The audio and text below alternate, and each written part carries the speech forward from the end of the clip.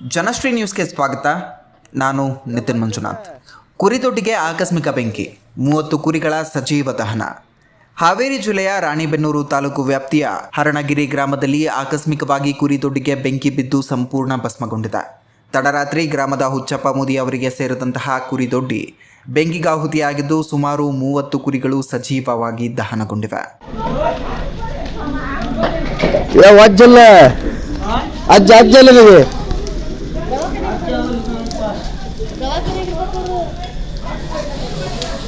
ಘಟನೆಯಲ್ಲಿ ಸುಮಾರು 4 ಲಕ್ಷ ರು ಮೌಲ್ಯದ ನಷ್ಟ ಸಂಭವಿಸಿದೆ ಎಂದು ಅಂದಾಜಿಸಲಾಗ್ತಾ ಇದೆ.